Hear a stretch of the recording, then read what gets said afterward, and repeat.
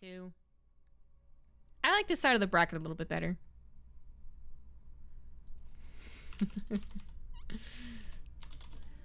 This is where like all the commentators are though, so apologies. But in continuing our storyline, I think this makes the most sense. In the top left, down 1, he is the red Protoss liquid mana. In the bottom right is the green Terran. He is liquid uThermal, or uThermal.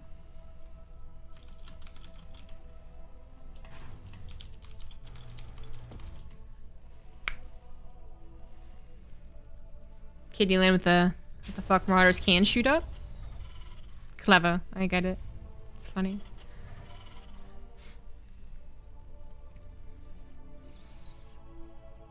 It's more like they're shooting over an edge. Very convincingly, very accurately. Need to shelve that DT build. I mean, I think the DTs themselves dying for 12 SCVs actually is probably okay. Probably on the worst side of things, though. You know, it's like livable, but not great.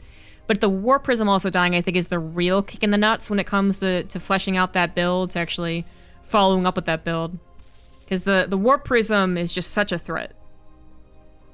Whether it's even slow zealots, honestly, if they don't want to afford another couple DTs, is so annoying for Terrans to deal with when they know that they have an opportunity to counterattack, and they're like, yeah, let's do it, and then a War Prism comes in and like, no. So I think the War Prism is really what made that bad. I mean, at the time I was like, it doesn't seem, let's hold on, but apparently you are doing something right. Now that we can look at it in hindsight, I do believe that that was not enough, especially because the War Prism died. New Atlanta 19006. I think it's a 4-month resub, ready for some ZG casts. Good, because that's what we're doing. Bit of a fast Open Cup today, so far anyways. We'll see what the semifinals look like. Natural Bunker coming up for uThermal. uThermal and Kelazur having kind of similar playstyles, I think. I think uThermal is a bit weirder. He's got a couple more, you know, unique uThermal builds, and Kelazur has Kelazur builds, but they both are kind of tricky, a little cheeky, do kind of annoying things, and are were well known for Reapers when they were really the thing to do. Still kind of well known for them. So what you usually do against this is that if you are able to see it coming, you actually get a Stalker, first of all, not a second Adept. This is really awkward for mana. And then you get a Shield Battery, which he is doing, and that's like, you know, if you see a bunker, it's going to complete, your initial reaction should be Stalker plus Shield Battery. The Adepts just don't really kill it that fast, and also don't really hold up to the Reaper fire. Reaper tries to escape. Not going to be able to, though, and that means that the bunker is now free to salvage. Mana, unfortunately, still has to make the Shield Battery's already done. You can't refund the Shield Battery like uThermal can refund the bunker. Terran Imba, am I right? And he also had to get a third Stalker. The third unit being the Stalker might have been his plan, but I'm actually going to guess that his plan was a third Adept. If you see a second Adept plus a Stargate Opener, I feel like you get the third Adept. Or maybe you skip a third unit. But the point is, like, that third Stalker also looks a bit awkward right now. It's, once again, not the cleanest start for the Protoss. It's not like it's the worst thing in the world. It's not like they're gonna die because of it. But I think if a pro was casting this, they'd just be, like, shaking their head, being like, I guess Mana's dead then. Okay, not that quite severe. But let's be real. Sometimes pros cast like that.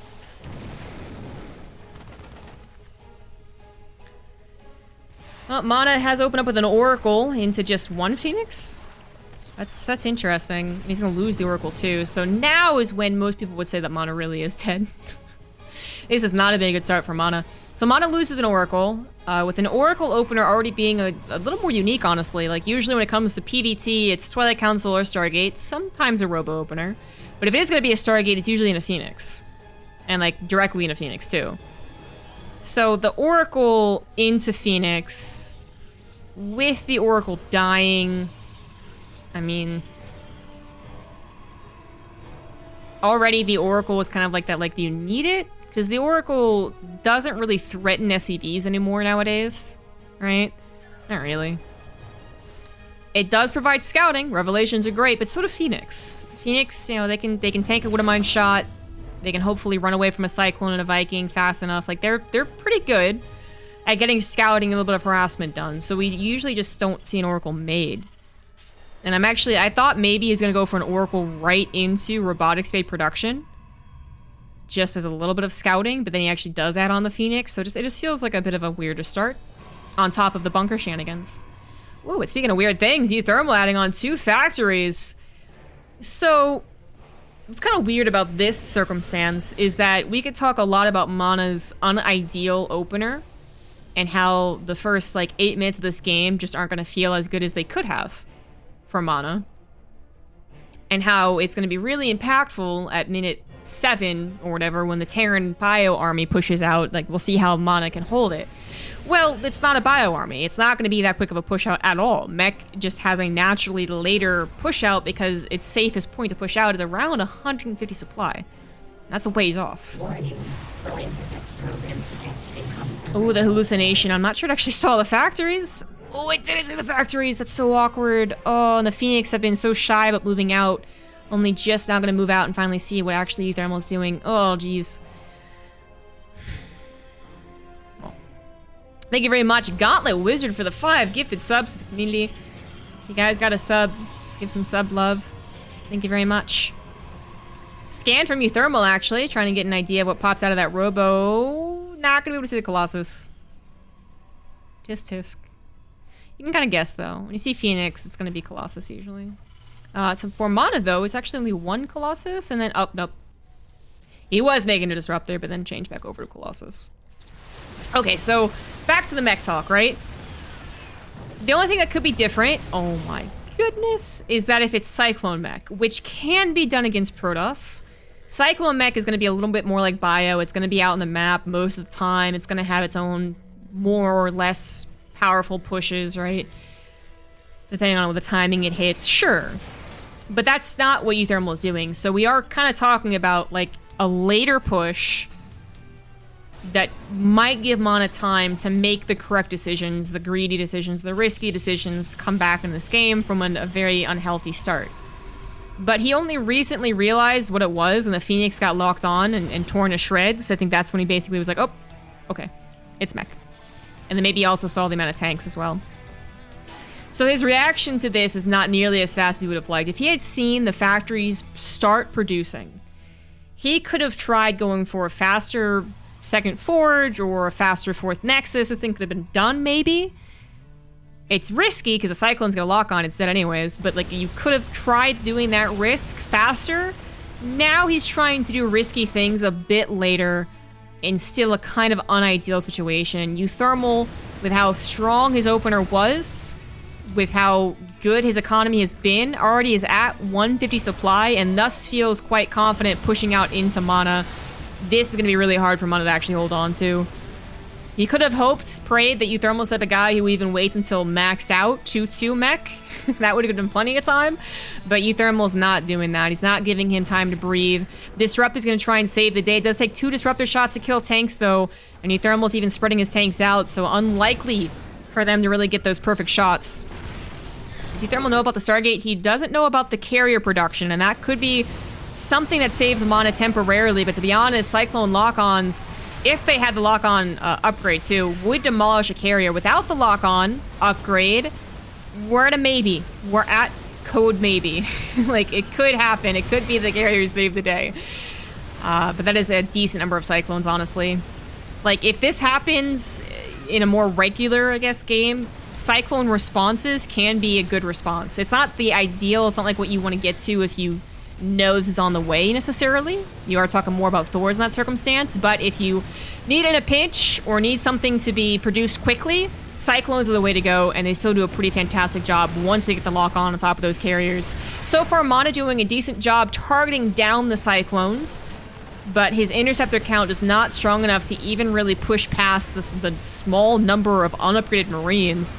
His Phoenixes go right for a couple of Cyclones, take them out, but now having to lift up a couple of the Hellions to save his probes. They all die. Now it's just the 2 carriers. 2 more carriers pop out, providing an extra 8 interceptors, but that's kind of what we're talking about right now. I don't think he meant to recall. Oh, he did. Oh, he did? Oh, because the tanks were... Oh, okay, I get it. Yeah, okay. The recall was a good idea. That was a very snappy decision in a very stressful scenario. But Mana at this point is still talking about it's a very desperate game. Like, this did not get cleaned up. The carriers aren't really the powerhouse unit they're supposed to be. In fact, they're getting the lock-ons there. And they didn't die that time because the lock-on upgrade's not done. But once it is, so that's going to be tough. But even if Mana pushes this back, it's taking way too long. uThermal is going to have extra command centers. He's going to have the ability to go into Thors. Or just continue adding on Cyclones. Kind of whatever is going to work because it's not a lot of carriers. It's not a lot of interceptors specifically. And there's the lock-on number 2. Again, without the upgrades, but enough lock-ons on a single carrier is enough to kill it. And that is down to now, okay, 5 carriers. 2 more pop out. 2 more are on the way, but can he hold on that long? 4 seconds until the Magfield Accelerator. Now these carriers are going to get instantly bopped whenever they get locked on. Mana probably feeling like it's back to Brood War days 11 years ago. Trying to micro these very, very inferior carriers compared to Brood War carriers. And probably just going like, son of a bitch, you suck. You suck. There's the Magfield Accelerator effect. That one carrier is getting instantly denied. Tanks still covering against the ground army that would be so helpful against the Cyclones. Cyclones are glass cannons. If there's a couple of Immortals shooting at them, even the Zealots, you know, they get a couple lock-ons. It'd be so damn helpful. The Zealots are helpful here, taking out the tanks and then maybe helping a little bit with the Cyclones. Kind of. I think a little. Tiny little bit.